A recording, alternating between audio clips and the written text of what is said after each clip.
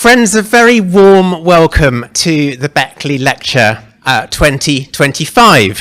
A warm welcome to the full room that we have here in Telford, and a warm welcome to those who are joining us online as well.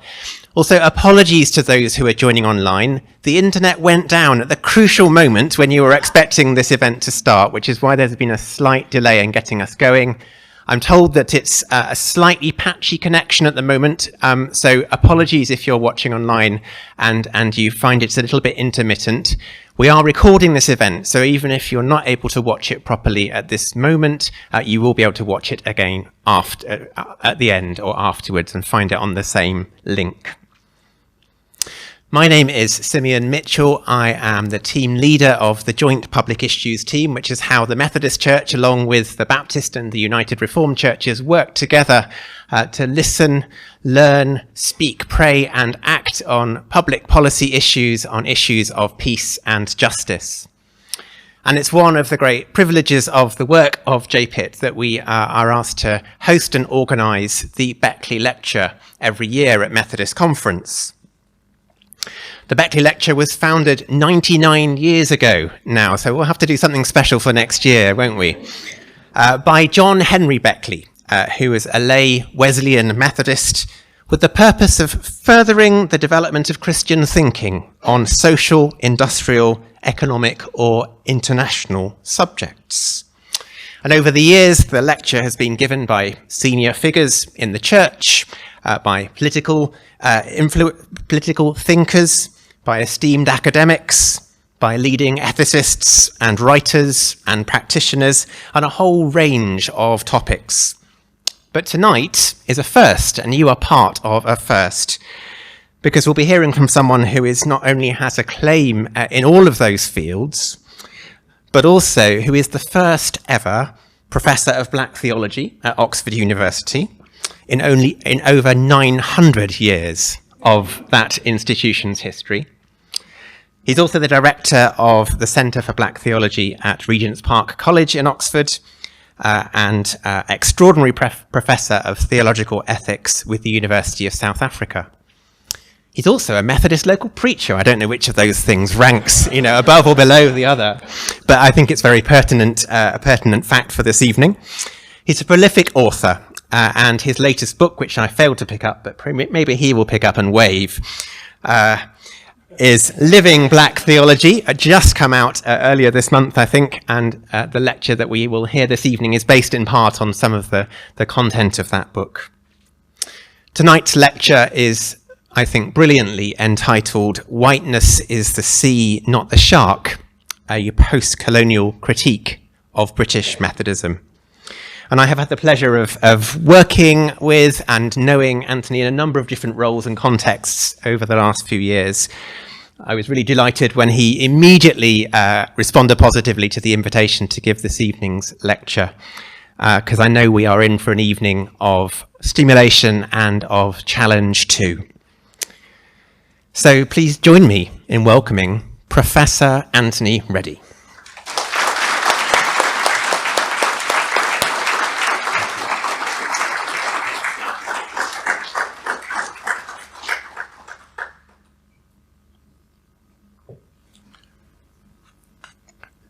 So the lecture I will be giving is a storytelling version of, I think it's chapter 4 in the book. So chapter 4 in the book is where I give a decolonial, critique of Methodism as someone who is a cradle Methodist.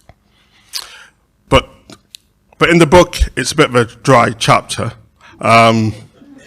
So you'll be pleased to know that I have no notes. I will not be doing that. So what I'll be doing instead is, I come from a storytelling tradition. My mum was a great storyteller, so was my father. Well, my father still is, but great aunts and uncles. And there's a sense in which I've always felt that the best way in which we communicate ideas is through stories. It's not for nothing that actually most of our Bible is actually made up of stories, and Jesus told stories, didn't write treatises, didn't write tracts, didn't write, strategies. Instead, he told stories. So that's what I'll be doing this evening. Series of stories that hopefully will help us to unpack this phenomena, I should call whiteness. Now, here's the thing. It's been in existence for several hundred years. But actually, for most times, it goes unnoticed in most of our lives. It's ubiquitous, it changes shape and form. And actually, it captures all of us. So it's not so much in terms of some people are goodies and some people are baddies. It's the fact that actually all of us are caught up in it. And the biggest tragedy is that the Christian faith and the church actually became enamored with and enmeshed within whiteness centuries ago. So much so that even when we're doing our theology and we are thinking constructively about who is this God revealed in Jesus, in the power of the Spirit that we want to follow, that we believe animates our life and gives us a sense of identity and purpose, the truth is all of that is still done within a shroud, actually called whiteness. So what I'm trying to do this evening, as I tried to do in the book, is just to alert us to things that perhaps we have not seen before. What the lecture will not do is solve the problem of whiteness. I mean, I'm good, but I'm not that good. It won't solve it, but at least, if nothing else, it will help us to be attentive to and more conscious of the way in which it has shaped the world for ill. And how then we, as people of faith, how we kind of how we deconstruct that. But I want to start with a story from my childhood. Two pivotal women, actually who represent two different modes of being white. First is the positive version, a woman called Mrs. Allett. Miss Allett was a white working class woman who lived opposite us. I was born in Bradford, West Yorkshire, in East Bowling, in the ward BD4. And my parents were part of the Windrush generation. They came from the island of Jamaica. They didn't know each other in Jamaica. They met in a shared house in Bradford. My mum came in January 57. My dad came in October 59. And they met in this house and they fell in love. And they left the house, set up their own home, got married. 1962, I was born in 1964, 10th of October. And was christened into the Methodist Church in a church called Prospect Hall, now long gone, in January 1965 by the Reverend Roy Laidlaw. And one of my earliest memories was being taken to church by Mrs. Allett. I was born in 64. My younger brother Richard is 3 years younger than me, so he was second born in 67. And Chris was born 13 months later in 68, and then my sister was born in 1970. So in the space of 6 years, there were 4 kids. Which meant that at any given time, like, my mum's hands were very, very full. And so Mrs. Allett, in her kindness, came to my mum, so the story goes, and said, well, I'm sure it must be really busy getting all your children ready to go to church on a Sunday. Would it be helpful if I took Anthony with me and therefore gave you one less, child to look after? And she said, of course. So Mrs. Allett was a wonderful woman. So on a Sunday morning, she would come and she would pick me up, and then she'd go across the road to pick up a young white girl called Alison White, who was a year older than me, and she'd walk us both to church. And she would hold our hands very tightly and said, okay, hold on to my hand and don't go anywhere. And I've now and again obviously been naughty children. And I know it's hard to imagine me ever being naughty. But we'd occasionally bite her hand and break loose and then run off in front, and she would scream at the top of her voice, where you going, come back, because there was a big dual carriageway that separated our side of the road from the other side of the road where the church was. And we would kind of run right to the edge of the road and pretend that like we're about to run across. I swear, actually giving her a heart attack every single Sunday. And we'd all stop, and then she'd run up to us and said, you naughty children, you must promise never to do that again. And we'd say, promise me, Sally, we won't do that again. And the next Sunday we did the same thing. She was a marvelous woman. And the curious thing about looking back, I remember nothing of Prospect Hall Church.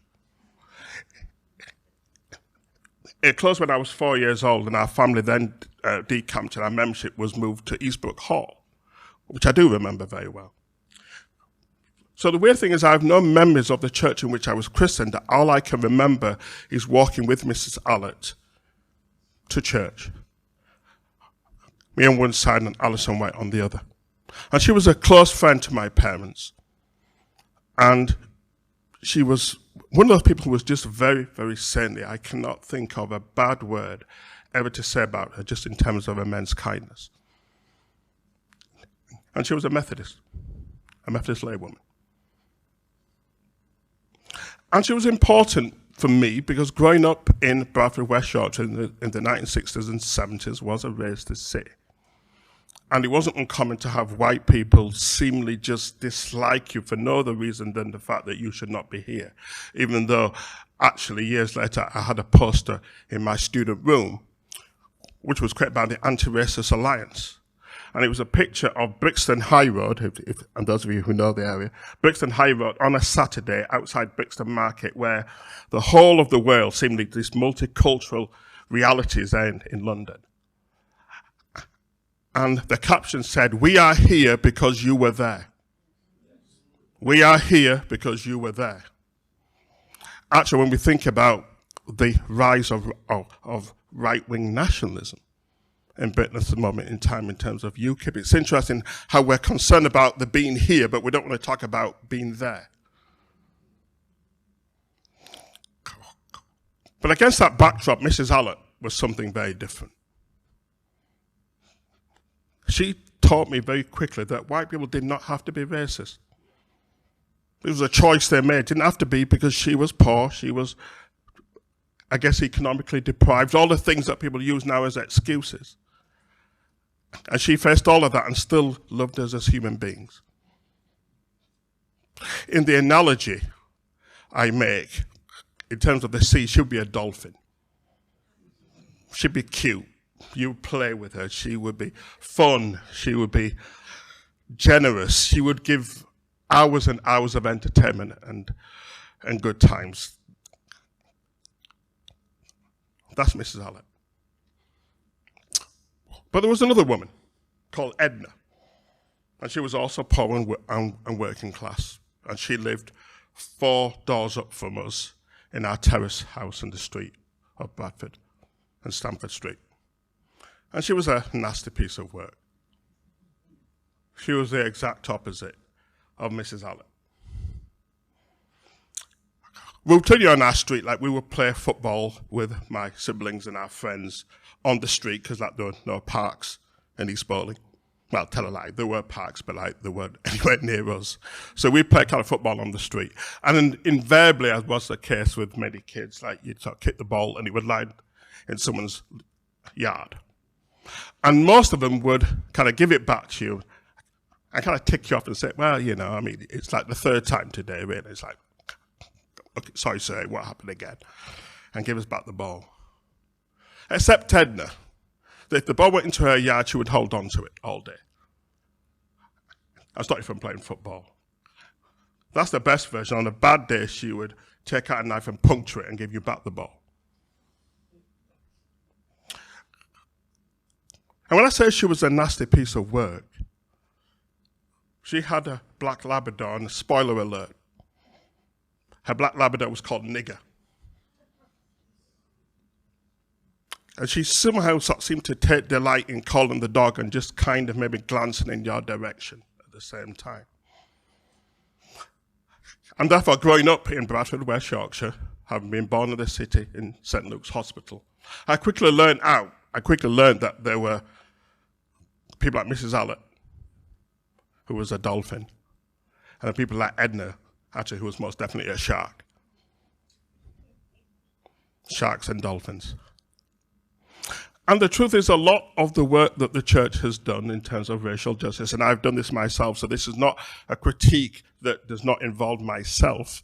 I have taught a lot of racial awareness classes and courses, particularly theological education, where what we've been trying to do is to help students to differentiate between sharks and dolphins and give the rationale for why you as Christians, like we should be more like dolphins. Now, here's the thing, like you wouldn't have thought that that was necessary, but yet it was, to educate people to say that there are different ways of being human beings and there are choices, ethical choices that we choose to make. And all the extraneous factors that influence how people behave, that's not to say that they're not significant. Of course they are. It's been well proven that if you have material resources and a level of comfort, you can make better moral choices than if you're poor and marginalized and disaffected. That is a fact. But yet still, despite that, you can still make an ethical and moral choice. All of us have agency and everyone has the ability to decide what kind of person they want to be. And you can be a Mrs. Hallett or you can be an Edna. But what I want to suggest in this lecture this evening, really drawing on the work of Willie James Jennings, and I'll say a bit more about him in a moment, is that actually that is to misdiagnose the problem. Actually, it's not that there are sharks in the water, it's that the sea itself is whiteness. Yes, it's important that we do acknowledge that there are different individuals or different types of people with different proclivities around how they treat people.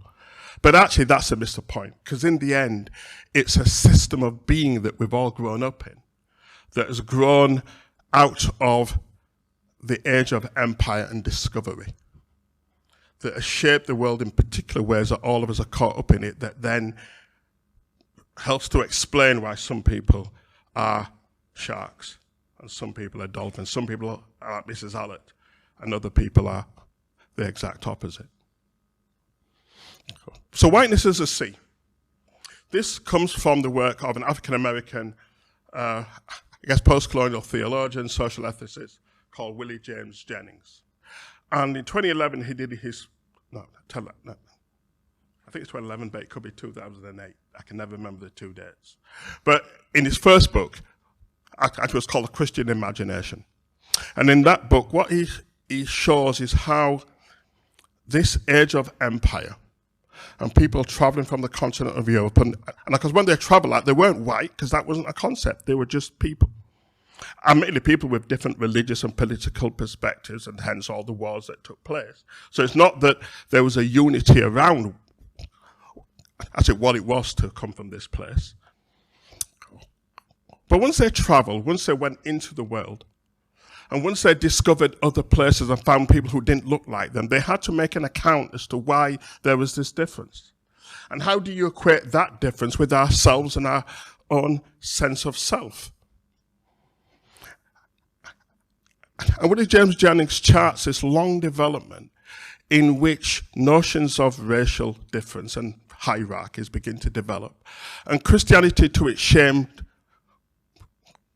it doesn't repulse it, it largely gets sucked into it.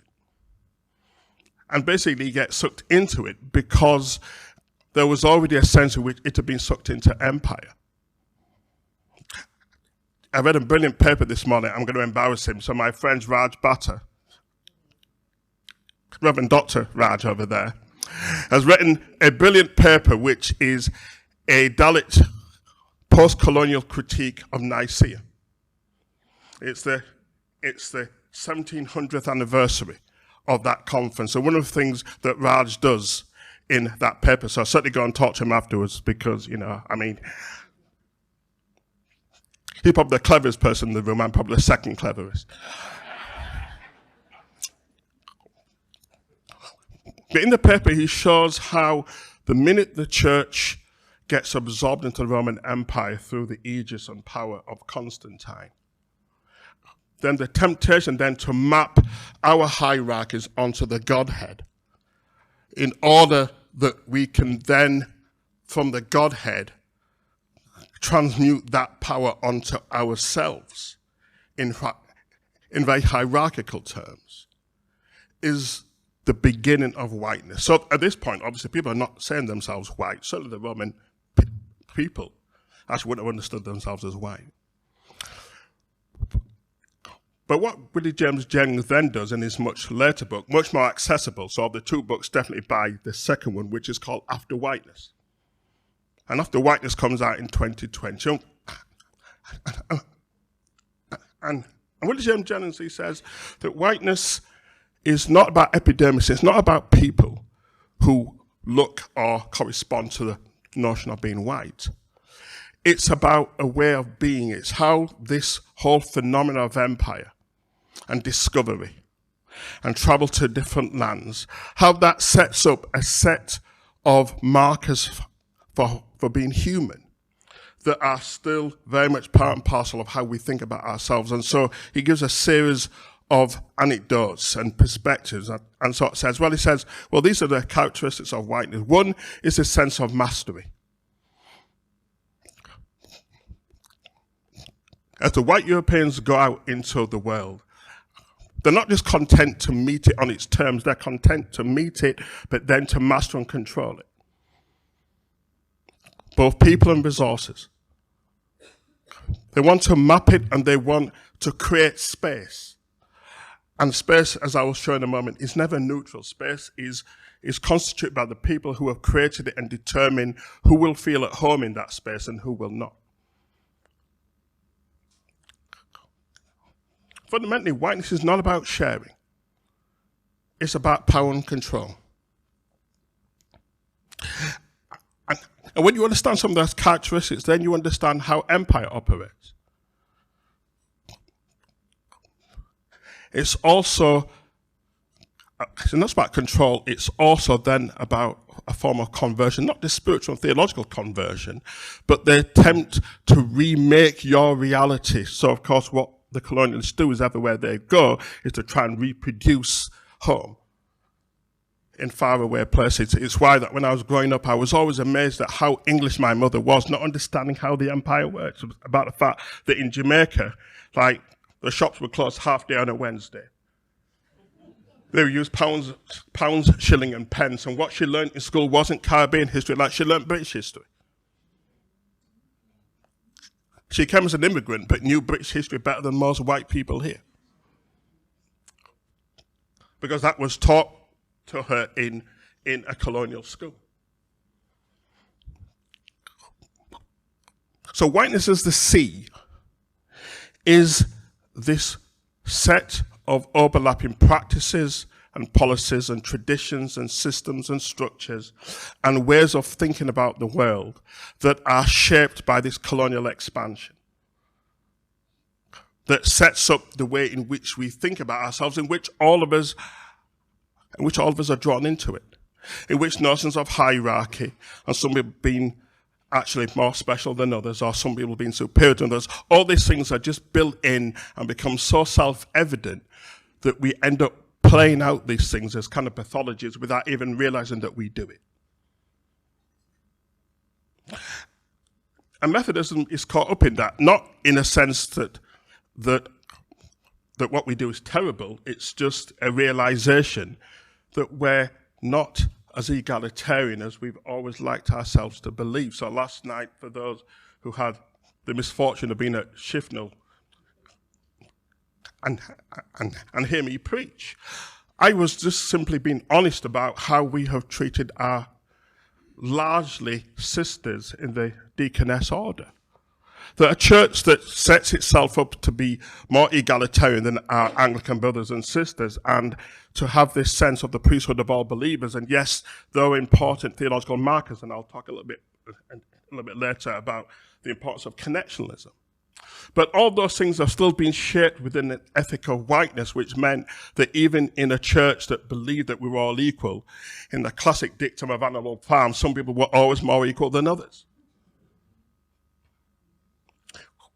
We still tell ourselves that we're non-hierarchical. And yet I remember the moment I got my PhD, because the moment I got my PhD and became Dr. Reddie, literally next day I got a letter from the then Secretary of Conference, and from the then Faith and Order Secretary to say, oh, by the way, like we know that like you have a PhD, would you like to join the Faith and Order Committee? Because clearly some people are set apart who are more clever than others, who can therefore be trusted to do things like look over doctrine. The truth is what we have internalized in terms of whiteness are the ways in which human humanity has been transfigured, transformed across the whole of the globe, irrespective of any particular country you want to look at, and any system they use. Actually, whiteness predominates. And actually, if you want to understand how many post-colonial countries, even after independence, are still internalized the tropes of empire, then like you simply have to know how whiteness then becomes so emblematic that even when you want to do something different and you want to be better, you still end up playing out the same pathologies that you learned because they're so powerful.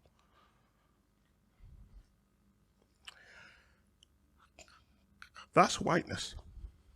But as I said, it's not about people. So it's not about individuals. It's not about particular classes of people. It's about how all of us get caught up in this system of meaning making that involves our types of formation, how we get shaped as human beings with particular values and particular perspectives. And I think what makes whiteness so powerful is that it's so surreptitious and so ubiquitous that most of us are not even aware that we're doing it. So in Methodism, where does this start? Well, it starts with our founder, John Wesley, who himself was a self-made, self-determined man with agency and authority and power. Now, to be clear, that does not make Wesley a bad person by any means. Actually, on the contrary, one looks at a lot of his ethics, he was certainly very progressive for his time. So my critique of Wesley is not about him as an individual, but it's the typology, it's the kind of person he is that then becomes normative for how we think about being church. I've always been amused, as Wesley opined, that he considered the world to be his parish. I gave an earlier version of this at Lincoln College in Oxford for the John Wesley lecture, and there's a very esteemed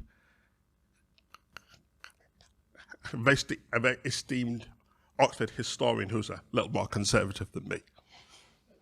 Actually, most people are probably conservative than me. I'm then after Tony Benn, so, so that's my badge of honor. So, I'm still a Christian socialist. Yeah, so most people are kind of more conservative than me. But anyway, so I mentioned the fact that obviously Wesley said that he's reputed to have said that he considered the world to be his parish. And I just mused at the casual form of imperialism that seems to be kind of embedded into that he could imagine the whole world being his parish. At which point I was then taken to task by this Oxford historian who said, but how dare you accuse Wesley of being an imperialist? And I said, well, that's not what I said. I didn't say he was an imperialist. I just said it's just interesting that you can make a phrase that could be seen as a casual form of imperialism. Now, to be clear, Wesley was not an imperialist.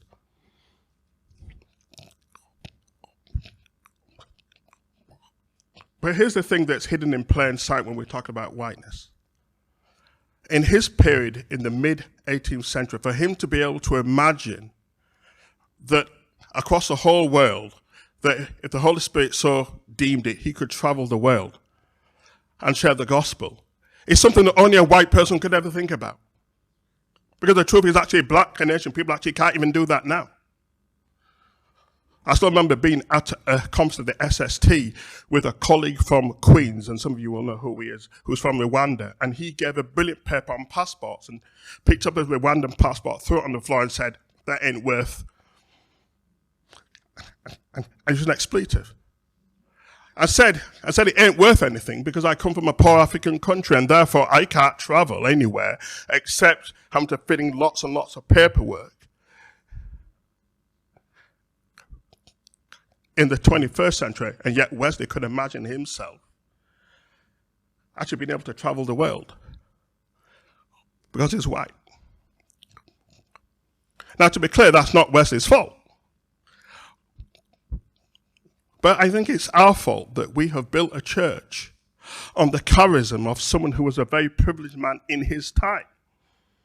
And from that, we have taken theological principles that in and of themselves are not bad things, but they are very much emblematic of the kind of whiteness that we don't see.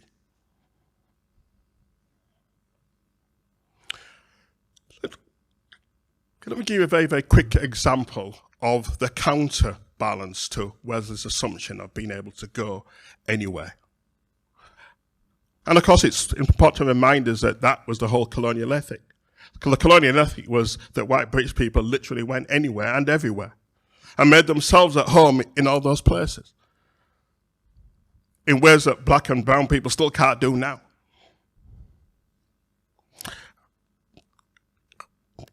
Okay, so I live in Moseley, Birmingham, B13. It's the cappuccino and red wine drinking, Guardian reading heart of Birmingham.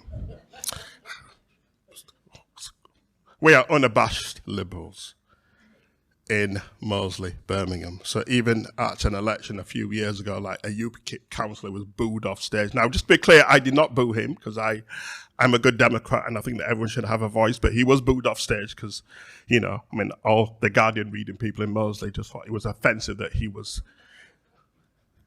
here. So peddling his ideas, though I suspect that some people still voted for him. But even so. So I've lived in Moseley since 1992. And one of my great shocks was I was dating, a number of years ago, I was dating a woman who's a Methodist presbyter. I will not embarrass her because, you know, I'm not, she's sort of trying to live down the shame ever since. So anyway, so we were dating. And she sort of said to me one day, she says, well, let's go to the park in Moseley. And I thought, okay, well, I knew she was a bit kooky. But I thought, well, maybe like she's lost all reason, because like, there is no park in Moseley, so I don't know what she was talking about. Anyway, so like we had this kind of to and fro argument where like she was telling me that there's a park, and I'm thinking to myself, you know, I'm like, you got screw loose, because like there is no park, I said. So eventually she said, well, just meet me at the gate of this street. Anyway, so we met at the gate. At this point, I'm just full of intrigue, because I think to myself, I've lived in Moseley for over 10 years at that point, and I don't know what park you're talking about. Well, here's the thing, like there is a private park. Who knew? I said. Anyway, so if you walk down the side of some of the large, last like semi-detached houses in Moseley, there is a gate, an iron gate. You can open the gate, like you have to have a key, like you have to be a member. It's a private members club. You open the key and you then walk into this private park. Looks like, I guess those of you of a certain vintage like will remember the children's books like Tom's Secret Garden. It was just, it's like, wow. I mean, this is like this hidden paradise. You know, it's a beautifully kept little park. There's a lake there. There's a bench. There's swans and stuff. It's like, wow, who knew? Anyway, so we go to the park, and I think this is fantastic. I live in Moseley. So I go to the estate office, and if you want to become a member to get access to the park, like you have to bring, well, basically 3 pieces of identification that show that like you actually live in Moseley, because, you know, like we can't allow any riffraff just to come and use the park. As I said, whiteness has shaped all our realities. So having things that are secreted and special and separate is part and parcel of what human beings do. So it's not a public park, it's a private park. And if you bring your identity, particularly, I guess, as like utilities, bills, and ID, like they then make you a member. Anyway, so I was a member. A few years ago, 2025, yes, 2022, summer 2022, I'm sat in the park. Day like today, gorgeous day, I'm in the park, and I'm sat on the bench, and I'm reading a book. And I'll tell you what the book is in a moment, because it's quite significant. So I'm reading the book. And just out of eye shot, there are a group of young white women with their children, and they're sat down having a picnic, and they're near the pond at the centre. I'm kind of on the periphery on the bench. And there's only kind of us and them in the park. But I notice that every now and again, like they kind of look across at me and then talk to each other, but I ignore them because I read in my book. After about half an hour, suddenly I get a tap on the shoulder and I look up, and there's a police officer.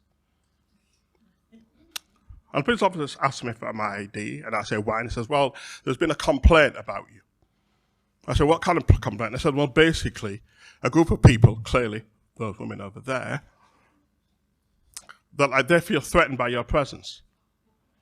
And so I feel obliged to investigate, and I'd like to ask you who you are. So again, I asked him the question. I said, well, so what have I done wrong? Because unless you tell me what I've done wrong, I'm not obliged to give you anything, because I'm sitting here minding my own business, reading a book. Now, here's the thing. The book I'm reading is the complete works of Marcel Proust. Now, okay, now to be clear, I'm not understanding what Marcel Proust is saying, but I got the book. So I'm sort of trying to read Marcel Proust because I was in a philosophy seminar with a colleague who told me how wonderful this person was. I knew the name but never read it, so I figured I should get the book. So I got the complete works, and trust me, he is not an easy person to follow.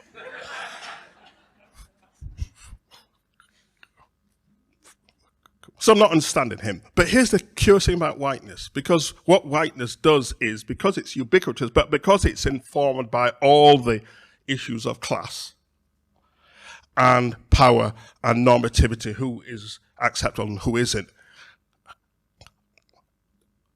all of a sudden that the police officer's demeanor changes, because like he sees the book, Marcel Proust.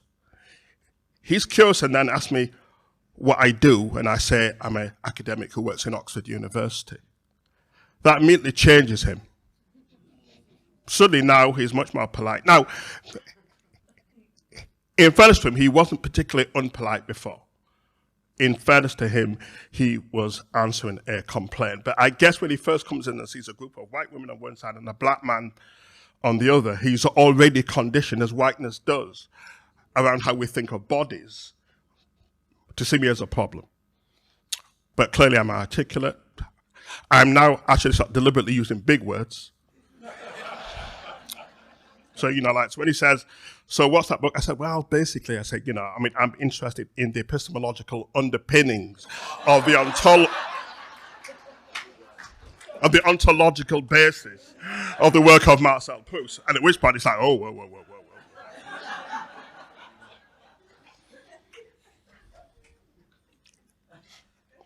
He goes across, tells off the women, they get up and leave. Now, to be clear, that's a very unusual experience. That's not my norm in mostly Birmingham. But I share that story to indicate two very, very quick things. First is that one of the things that whiteness always does, it colonizes space. It finds ways of making space not neutral, but space then becomes the preserve of a particular type of person. And you want to see that writ large, and just think of how colonialism operated, that when white people traveled, what they did is came land, conquered it, and then made it for their own, and then cleared it off so that no one else was there. As egregious as the apartheid system was in South Africa, let's remind ourselves it was invented by the British. In Australia, actually on the north coast of Queensland, as a way of clearing land and getting Aboriginal people off the land so that you can colonize it and create for yourself. So it's not enough to steal people's land, like you don't want to see them at the same time as you're doing it. Because actually if you see them, that then actually reminds you of the fact that actually what you're doing is fundamentally wrong. So therefore clearing space, making space, having space that is entirely at your own disposal. So what these women were probably thinking was that this is a private park. Moseley, although more multicultural now than it was, is certainly not as diverse as Balsall Heath down the road.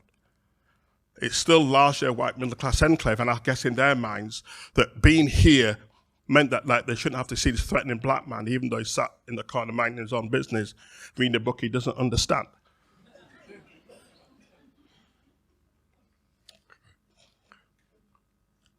That colonization of space has become endemic to how we operate. Actually, within our own context, both in social terms and political terms, what we have seen as an outworking of that is the notion of white flight. the church I was in for many years when I first came there, and I spoke about it last night at the ordination service, this is Moseley Road Methodist Church, was once a grand Wesleyan church, high Wesleyan church. But in the second half of the 20th century, people from the Windrush generation began to move in. When I first came in 1990, it was about 2/3 black and 1/3 white. By the time we closed in 2011, you could count the white people on one hand. All of them have moved away. Why? Because actually what we know from the DNA of whiteness is that because it's never set up to share and it's never set up to cohabitation, there is still this sense in which white people, not necessarily as individuals, but certainly as a group, and group thinking is always dangerous, has this sense of suddenly it doesn't feel like home. Suddenly this doesn't feel like it belongs to us. Suddenly this doesn't feel actually comfortable anymore, and people leave. Happens in church, actually happens in society. On the street in which we moved in, we were the first black family in 1960, but my parents left in 1991 and sold the house to my youngest brother. Again, pretty much all the white people had left. And the worst thing about whiteness is that it takes no account of religious faith. Actually, religious faith makes very little difference to how people behave, sadly. Actually, if I think back to my first story with Mrs. Allett, I would love to believe that it was because she was a Methodist, that's what made her just so kind and virtuous and saint-like. And maybe it was. Actually, but I have a suspicion that actually it probably wasn't. She was just a wonderful person who just happened to be a Methodist. So therefore, because whiteness is so endemic to us, again, just to make a very obvious point that when the modern Methodist Church came into being in 1932, let's be honest, but actually people like me were not part of the meeting that helped to create the church.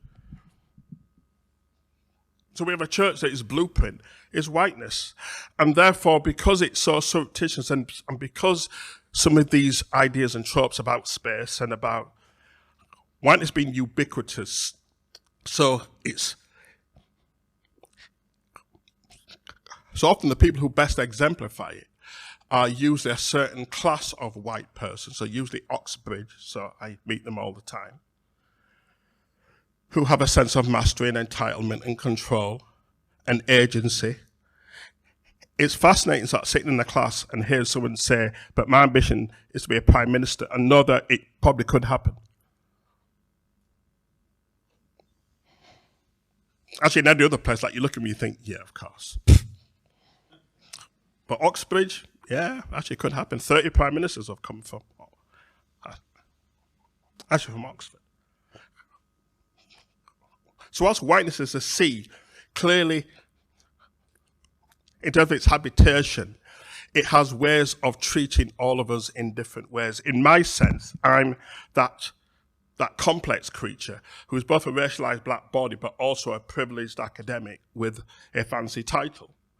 That also, therefore, then on occasions actually gives me a certain privilege and a certain way of being that is not the same, let's say, as my working class brother who works in a factory. Right? The one is, it's not monolithic, but it is ubiquitous. So very quickly now, in the last 10 minutes, I just want to point to one example of how that's played out in our church and then offer some correctives that won't solve it, but at least will help us to be more attentive and attuned to its existence. So first, the existing challenge for us. That one of the things that has made our sense of ministry and mission in the church very distinctive is our sense of connectionalism.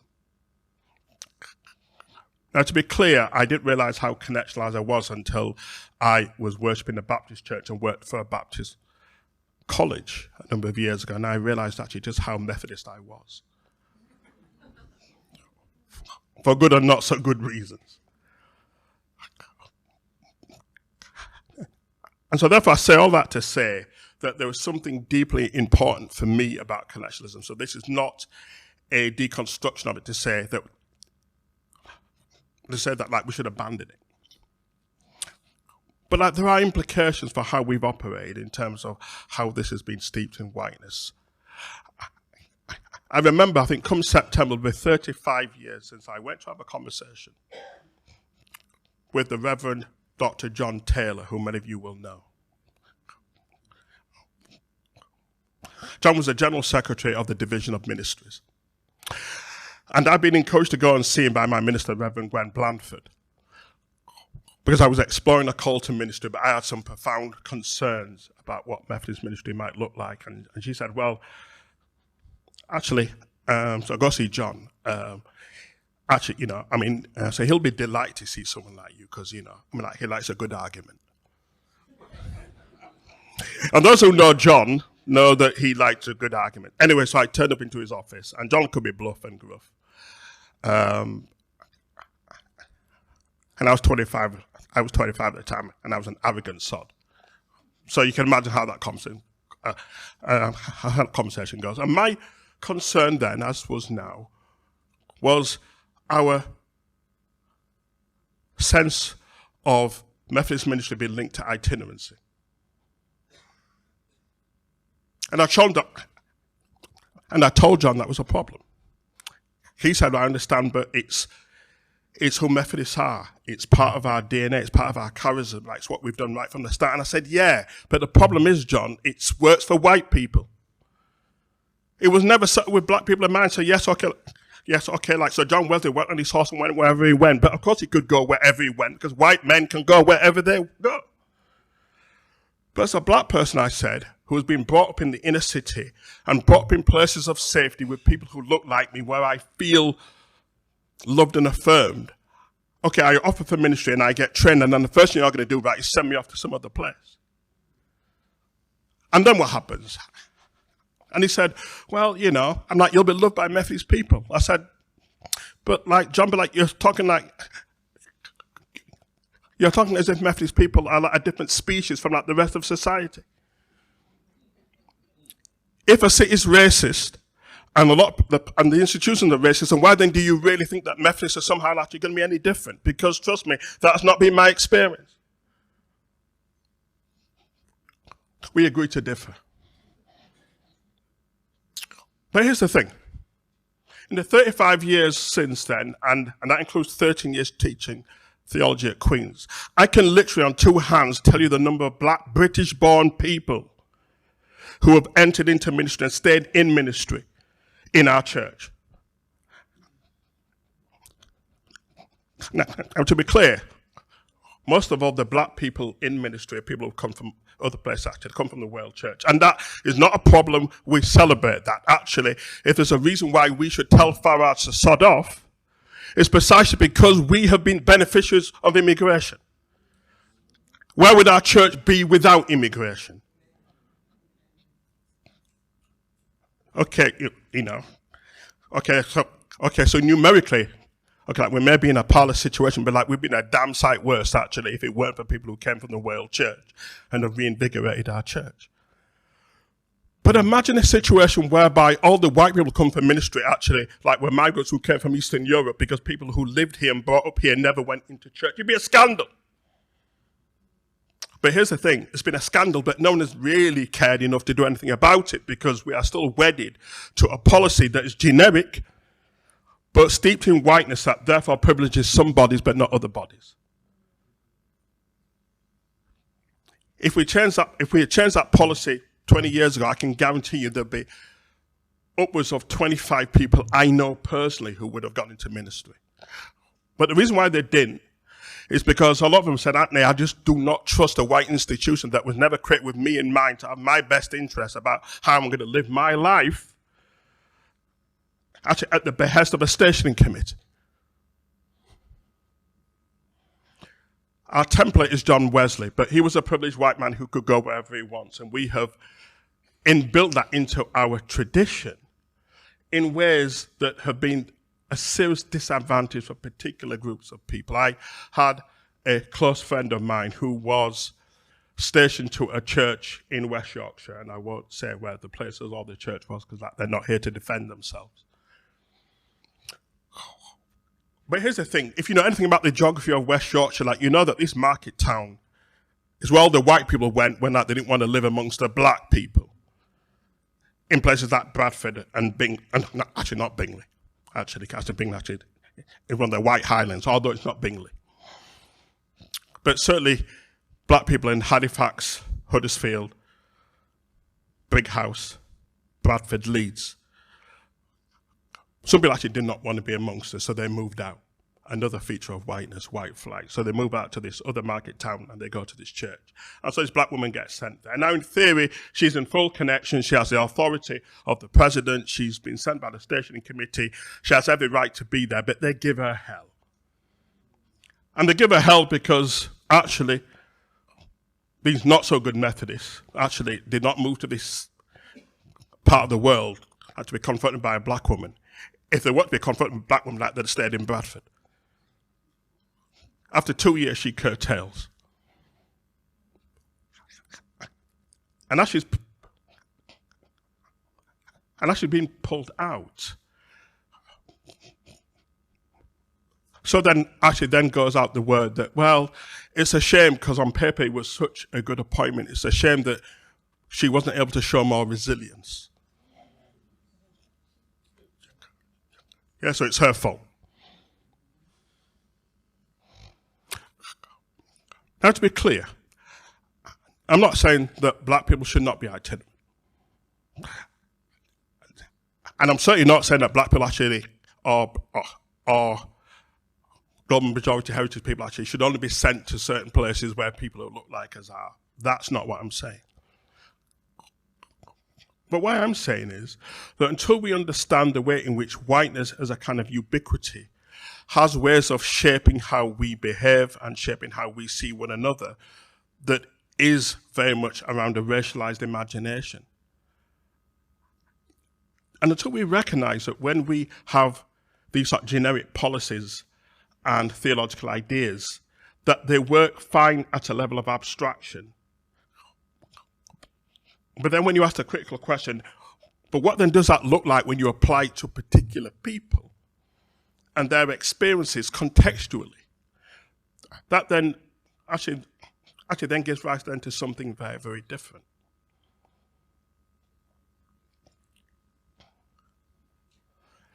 I still remember when I was a part of the connectional team that one of the last things I did before I left was to help to bring in the whole policy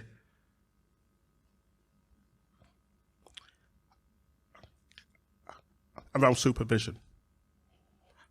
And again, to be clear, it was a good thing to do. We were at the most progressive wing of ecclesiology in terms of asking our ministers to do that. But I was still surprised at how there were certain assumptions that were very much about whiteness. So the first one was that in the training that we would do, all of us were encouraged to bring something real. It wasn't role play, to bring something real that was personal to you and to share it with the group. Just my brothers and sisters, that is such a manifestation of whiteness, because every black person in this room knows that part of what kept us safe is that, like, you don't tell your whole of your business to white people. Trust me, the thing we have learned through colonialism and slavery is that, like, you have to have some things that you keep back, because if anyone knows anything about you, they will use it against you. And that may sound alarming, but let's just be honest with you. If that didn't exist, then how then do you get an empire? Actually, how do you control people if it's not by finding out what their Achilles heel is, right, and then using it against them, like, in order to control their countries? So every black and Asian or person of color in this room knows that part of what we've always had to do is some element of concealment. It's just a fact. Actually, there's even a whole theory around it. It's called signifying. In literature, in films, in all kinds of discourse, we find ways of speaking in code so you can say something, but, like, you're not really saying what you really mean. So therefore, having a system that presumes that there is a safe space in the Methodist Church for you to turn up and say what you're really thinking is well-meaning, but it's certainly naive because only white people actually could have thought of that.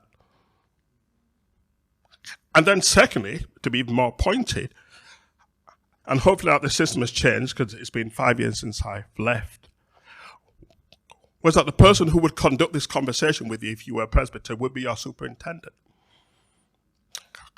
Now, of course, I would not want to impugn anyone's expectations, but of course, I can't imagine any situation where a black presbyter has ever been in conflict with their white superintendent because they were racist. No, that's never happened.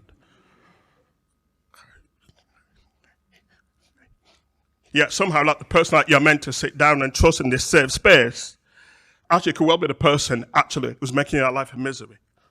So when I brought that up, they said, oh yeah, but like there'll be ways in which like we can handle that. But how? Well, but like we're still working it out. But at the time, what I was then told when I complained, they said, oh yes, but like trust us. Yeah, because black and Asian people, and like we got this far by just trusting white authority.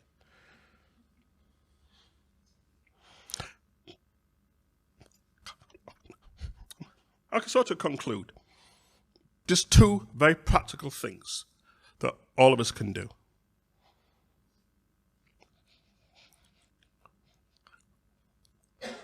First is to recognize that the world we're in is not neutral. It never has been.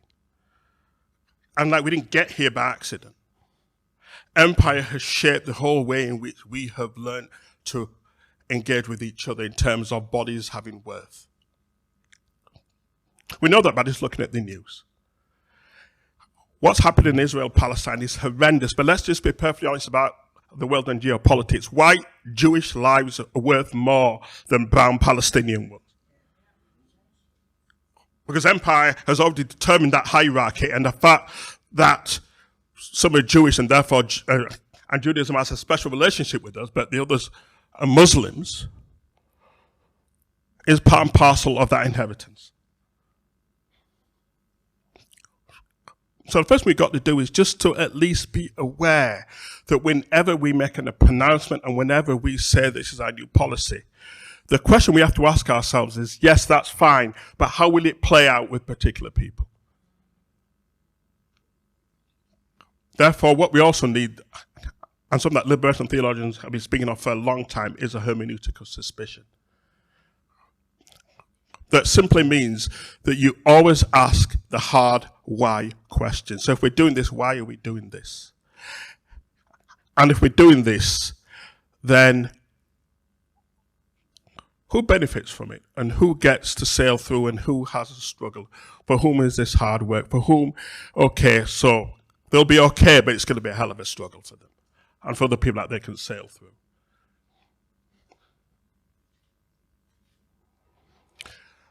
Okay. I want to end with one of my favorite writers and his ideas. So James Baldwin. If there's three things to read for your homework, first obviously is to go and see Raj Patter and see if he will give you his paper on his postcolonial deconstruction of Nicaea. It is a brilliant piece of work. So go see Raj first. Secondly is probably to buy Willie James Jennings' book, After Whiteness. It is a work of simple genius. Then thirdly, actually, a much older book, actually first published in 1962, which is James Baldwin's like The Fire Next Time. The Fire Next Time. It was a bestseller in 1962, and the great indictment is that like you can read it now and it reads like it was written yesterday. Because in many respects, our world isn't going forwards, it's actually being dragged backwards. And Baldwin says this, and I will end with these words. He says, in The Fire Next Time, he says as following. He says, not everything that is faced can be changed, but nothing can be changed until it is faced. And so our challenge is to face up whiteness. It's probably too big for any of us to pull down at this juncture. But let's be honest about the fact that how our world's been shaped and the way in which bodies operate within it, and who gets advantaged and who is not and who is disadvantaged, is not an accident. And our Christian faith has colluded with it for far too long. Thank you.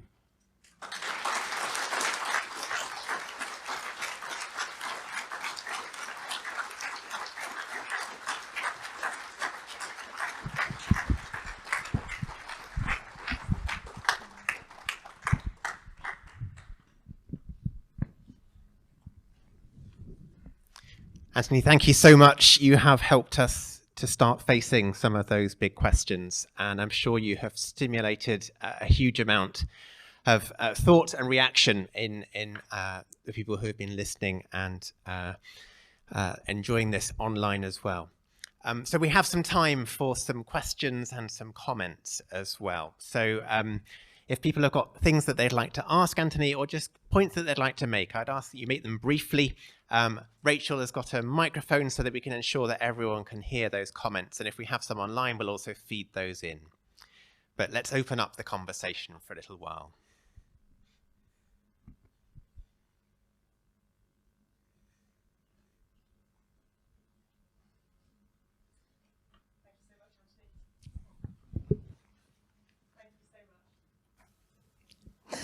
You'll know that certain politicians are claiming that white men are amongst the most disadvantaged. So how would you respond to the concept that white people can experience racism? I'm not saying I agree with that at all. No.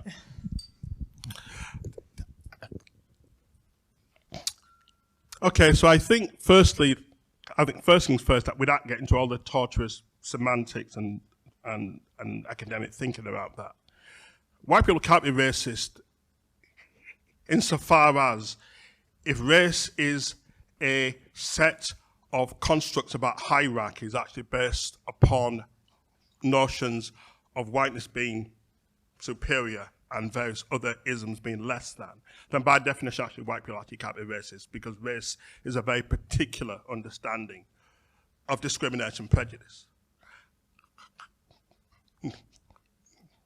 Now that said, if we're talking about a much broader sense of what scholars sometimes call ethno-religious discrimination, which isn't linked specifically to race. I mean, this is just a much broader sense in which human beings are tribal. And what psychologists have shown is that our tendency to want to, have that kind of sort of herd immunity. So you want to find your identity within people who look like you. Now, does that mean that there are particular instances in this country where white working class men can feel marginalized and oppressed? Yeah, absolutely. But let's be clear though, like they're not marginalized and oppressed because they're white men. There's no evidence of any structural set of policies and systems that have disadvantaged white people anywhere. So therefore what we're then talking about is the intersectionality in terms of how class then gets played out. And therefore, clearly white working class men have been marginalized and alienated. But here's the thing I find interesting. That didn't start with immigration. That has a long history. So those of you who are interested in the novels of Charles Dickens, social reformer, but also a great social commentator. So he's writing about the urban poor in the early to mid part of the 19th century, including lots of men. Men who are marginalized, men who have recourse to alcohol and violence because of their issues with masculinity. That ain't new. But guess what, actually, when that was happening, that there was hardly an immigrant in sight.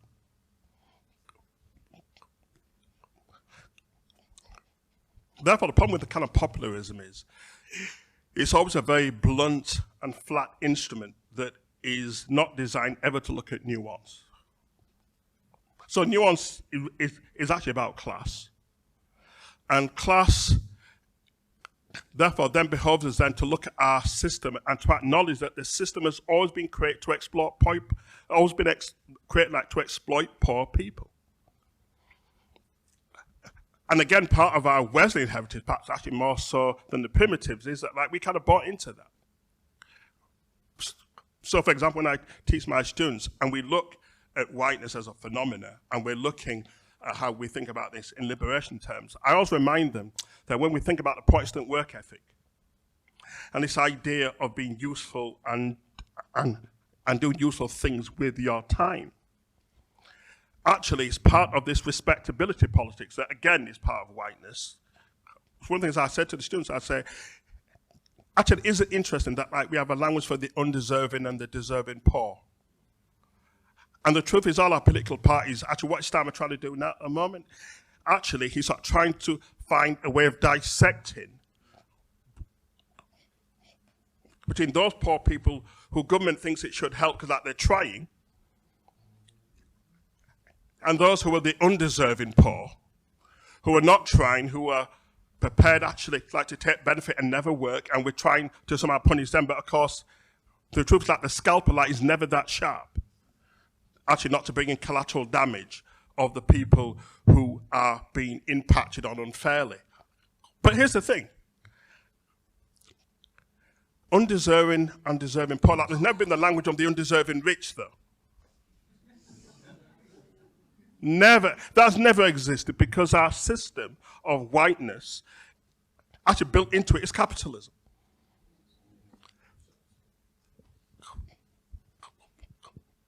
So to be clear, I feel for anyone who's marginalized and oppressed. There's a different talk where I even imagine sort of trying to have a conversation with Edna years ago, because she was a deeply troubled individual. I mean, racist as hell, but still a human being, still a child of God. God still loved her. There were things going on in her life that made her behave the way she behaved. Final thing to say is that, and I was, so I like to sort of give credit where credit's due. So this comes from a friend, it's Professor Rachel Muirs, who is the Professor of Divinity in Edinburgh University. And Rachel has been known to say, and I would agree with her, that actually sort of two things can be equally correct. So poor white working class men can be deeply disadvantaged and marginalized and feel a sense of alienation. And yet those same men actually can also be deeply racist at the same time. It's possible to be two things. And therefore what we have to resist from those on the political right is this simplistic binary that somehow these are virtuous people and these are problematic people. Actually, what whiteness tells us is all of us are caught up in this complex problem. And what the Christian faith should be about is both, well, it's two things actually for me. It should also be about reconciliation, but also about justice. And it's not one or the other, it's how you hold those two in tension. Do you want to take a couple of questions at a time? And I'll try to be more brief. And I'll try to be more brief as well. Thank you. Prof, I have a difficulty here when we mention of black theology. Is it not part of us even compounding the problem when we make mention that there is an aspect of black theology? Again, I just also want to find out what you think about the effects of the transatlantic slave trade and how it impacted on blacks. And I saw an artwork. It was a picture, actually, of a horse that had a bridle and tied to just a small chair, and the horse was still standing there because it had learned to believe that when it is bridled and tied, it should remain. So even though it can free itself, it got stuck. And when I was also growing up, I learned this, that if you tie even a chicken and you cover it with a basket, after you've untied it and removed the basket, it will still lie there for you to come and catch it. That is how the damage that is caused to the black through this transatlantic slave trade, which was over a span of about 400 years, and then also left the black man impoverished. Beyond that, there's nothing that within the intelligentsia that we talk about this Holocaust and the most egregious and the most inhuman activity that had happened on the face of this earth can be traced to that the Atlantic slave trade that blacks suffered. And in it, about 50 million of blacks were killed. Yet, we always want to push it under the carpet. And the effect that it had also on the black. And then you look at how this whole system was also screwed up, managed, and also was actually done by those who were of the upper class of society. And it has been over the years, and it continues even to date. So, Prof, isn't our whole idea of confronting the truth and trying to come up with ideas of black theology and black things are all just also part of the problem to make us believe that maybe there's something good coming out? But the damage, and if we can actually, through philosophy of religion or whatever school of thought that you can talk about, justify why this happened, and also the dehumanization of the black race through this that happened in our world.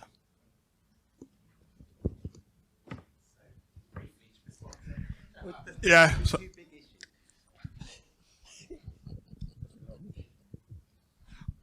Okay, so it's two things. Okay, so the first one is, so in an ideal world, like we wouldn't have black theology, but like we don't live in an ideal world. And what black theology does, it's always done two things. Firstly, it's made white theology own up to being white. Because I can guarantee you that nearly everything that has been learned in our existing canon has actually been written by white people. Now, to be very clear, that's not to say that all white theology is the same, and it's not to say that all white theology is bad. That's not what I'm saying. But, however, it is white, though. And James Cone, the father of the academic version of black theology, says that God does not do theology. Theology is human meaning-making enterprise. And therefore, when you understand that actually theology is what we do, yes, okay, it's what we do where God's in communication with us through the power of the Holy Spirit. So I'm not saying that it's people just sitting down and just having abstract thoughts without any reason or rhyme to it. That's not what I'm saying. But what we know is that when we think contextually about how theology emerges, it is nearly always influenced by space and time, the particular context. So the first thing that black theology does is it makes white theology own up to being white, which doesn't make it bad per se, but it just means that it's not as objective and universal as it's always been portrayed. So yeah, actually, so in answer to that first question, if you want to get rid of black theology, then what we have to then do is to admit that white theology exists and deconstruct it. But the truth is that white people are like, we're not going to do that until black people came along with black theology. Secondly, what black theology then does, which is the second half of your question, is that this dehumanization on the basis of something as absurd as skin, epidermis. I wish that there's nothing magical about you being either black or any other particular perspective. It's just to be human. But yet, our oppression has been on the basis of simply our appearance. And so what black theology has also then done is to be a theology of blackness, a theology to say that divine grace comes through blackness. It's been a theology that has enabled us to love ourselves and therefore like to question all those, I guess forms of pathology and learned behavior. So the analogy you give about the horse and the chicken is very, very true. But essentially, you can't deconstruct that until you have a alternative narrative about yourself that tells you that you're fully human and you are created in God's image and likeness and you are perfectly fine as you are. Because actually, the truth is that for the most part, that's not what missionary Christianity taught. That's true. Now that said, there are lots of arguments as to why black theology is still problematic. But that's not for the reasons you've given, but those are much more complex intellectual reasons that, quite frankly, I'd take upon night and you'd fall asleep. So move on to the transatlantic slave trade. So move on to the transatlantic slave trade. Yes, the transatlantic slave trade. It's interesting in that what we've certainly seen in the last 4 or 5 years is the first time we've begun to have an honest conversation actually about its legacies. And its legacies, like whiteness, are tentacles that go all the way through the whole of our society. So every major institution that is over 100 years old actually has actually for the most part has its capital actually out of slavery. It was so ubiquitous that in 1833, when 20 million pounds was given to the slave owners, actually, which was 40% of the exchequer, that was not paid up until 2015. That's how long it took to pay it back.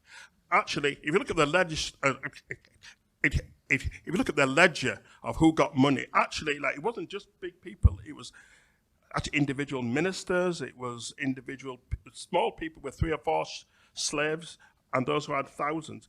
It is built into the very DNA of our history. And so what we need is a form of truth-telling. It's to have the story. So all the people who have been fighting for reparations for years, actually, one of the misnomers is that what they're looking for is cash.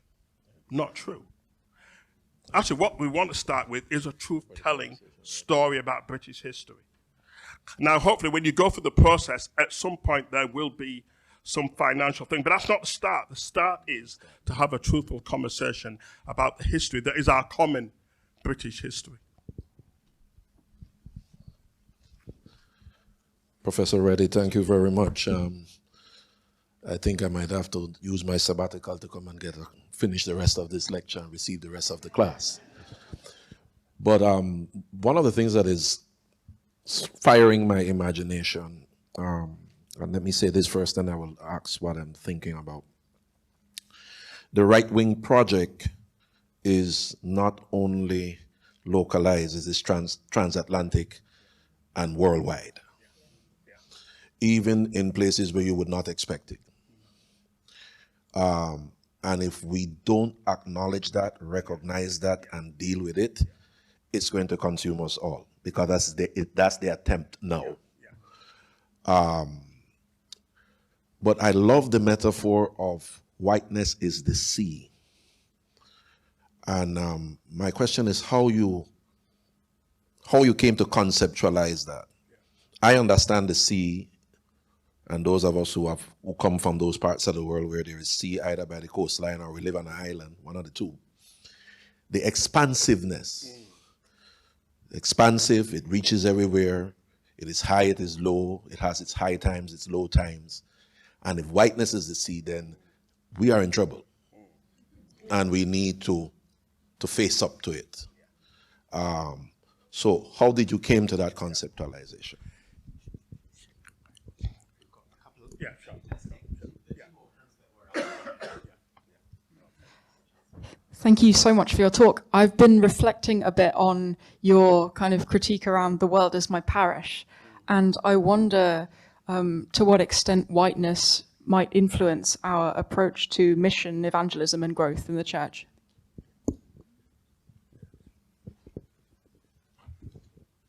Thank you, Anthony. How do we navigate non-racist to be anti-racist?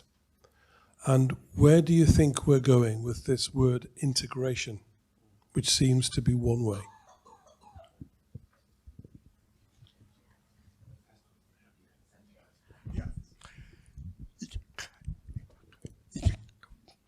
Well, first, let me give immense credit to Willie James Jennings, because, you know, I mean, the whole notion of whiteness is his idea, not my idea. So, you know, I mean, yeah, I mean, I'm clever, but he's like super clever, you know. I mean, even cleverer than Raj Batu over there.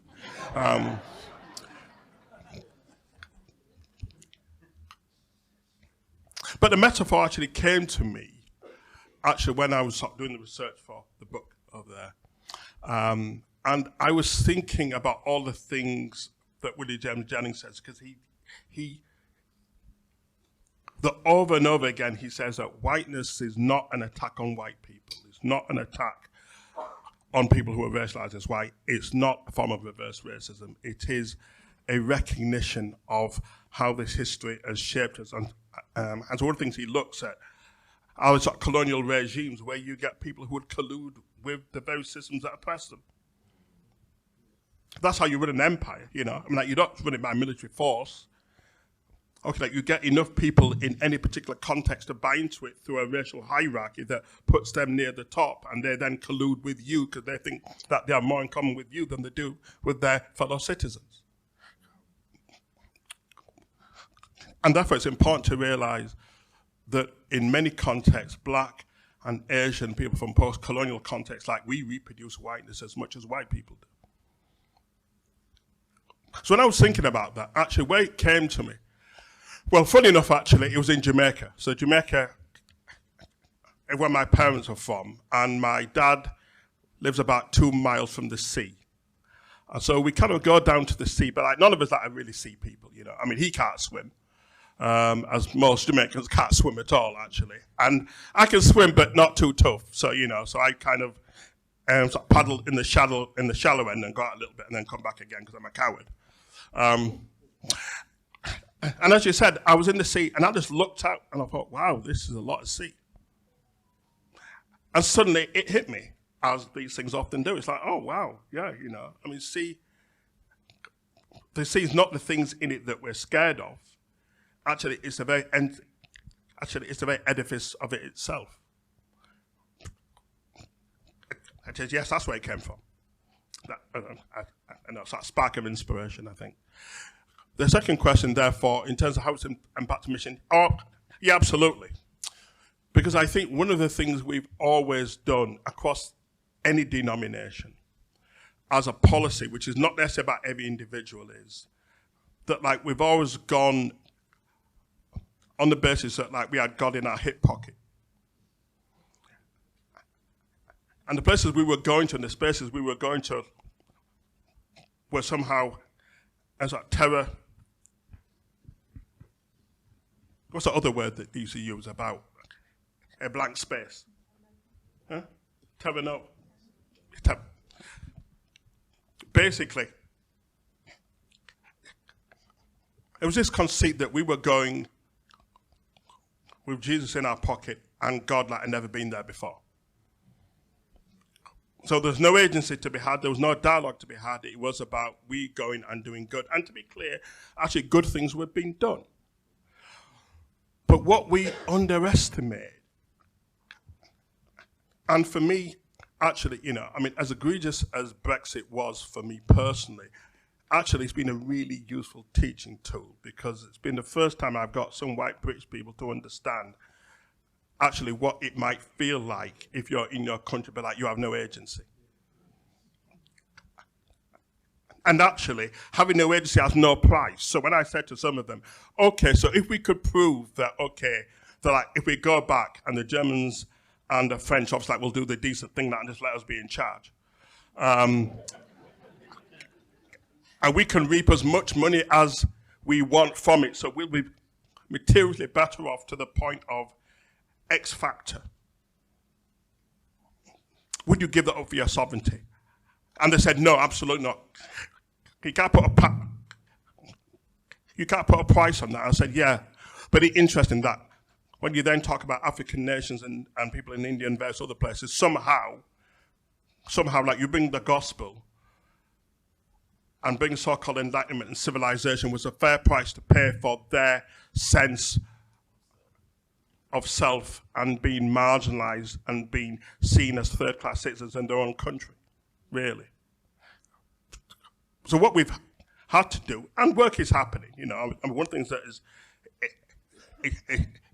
is coming out of the work around the deconstructing whiteness is that we're having to repent of the assumption that, again, actually comes out of this notion of mastery and control, that somehow God has been created in our image rather than the other way around. And therefore,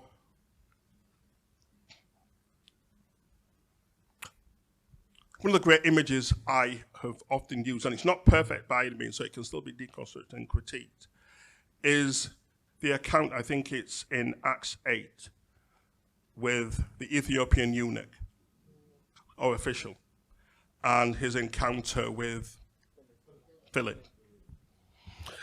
And what's interesting is that in that encounter, Philip starts by asking the Ethiopian, and says, actually,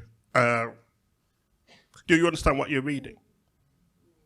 It's not a command, it's a question. Now, presumably, if the Ethiopian had said, yeah, actually, I mean, it's fine, I'm okay, then presumably, obviously, so Philip then actually wouldn't have had a further conversation to be had. But you see, it's interesting in that like, we don't use that model as our model of ministry. What we use actually like, is the Great Commission in Matthew. Now, the problem with the Great Commission is that there's no agency for the people who are on the receiving end of it. It says go to. It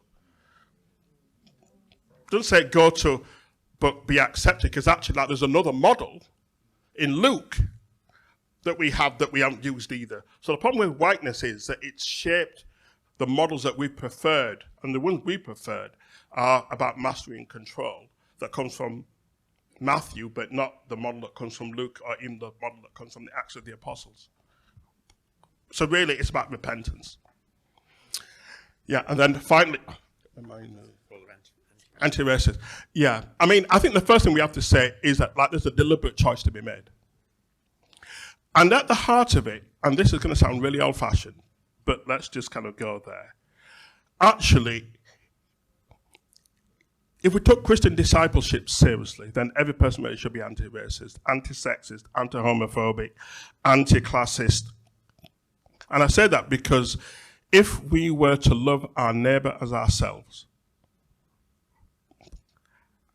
and that means that firstly, therefore, like you have to love yourself, because if you don't love yourself, then actually like you can't love your neighbor. And I think one of the issues around whiteness is a kind of fragility where I think a lot of people are not at ease with themselves. And they don't love themselves, and therefore not loving themselves, that therefore then doing evil to someone else is easier if you have no moral sense of your own importance. So actually, at the heart of it is what does it mean, therefore, like to have a kind of discipleship that says that I find my fulfillment in being in solidarity with the other. I find my fulfillment not in getting my own way, but in being alongside those who are the least of these. That's scripture. Our problem is, and this is not just me, and this is what Batisop says in his essay, is that what Nicaea does is that it turns God into an abstract concept that's hierarchical. And therefore, what gets minimized is the earthly Jesus who shows us how to live. So what Nicaea does is it gives us a set of doctrines about the hierarchy and how they operate together. But what it minimizes is like the earthly Jesus of history, who if that became our template, not the sense of magisterium, which is not to say that they're between opposition, of course it's both. But for the most part, our churches have been less concerned with this very human Jesus who shows us how to live amongst the other and give respect to the other and ultimate care to those who are the least of these. Actually, if that was our template, then actually like, we wouldn't need to get into critical race theory or get into other theories of anti-racist activism. Actually, what we would be doing is simply living out the gospel.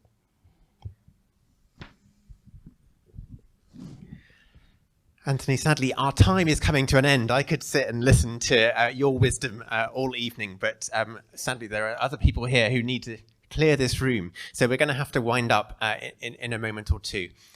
I would invite Sonia Hicks to come and offer a vote of thanks on behalf of all of us.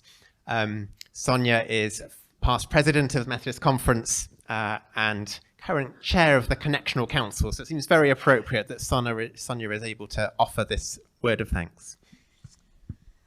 Professor Reddie, it's always a delight and a pleasure to listen to you, to drink in from your immense wisdom and all the things that you bring. For me, as another black person of a certain generation, also born here, from Jamaican parentage, you always make sense for me of the splinter of living in this country, of understanding that I am trying to make my way in a sea of whiteness, which shifts and changes just as I try to grasp hold of it. You have made sense once again of my reality, and I give you great thanks for that. I thank you because you always say the things that you have to say with such grace. It's not easy to be a black person in this country. Whether you're a black academic or a black minister or a black Methodist, these are not easy things. And yet you always have such grace in what you say to us and the way in which you lead us. So thank you again, my brother, for reminding me that, yeah, this splinter is not my imagination. This is my reality. But that is not God's reality. And so I continue to strive for that reality. Thank you on behalf of us all. Thank you very much.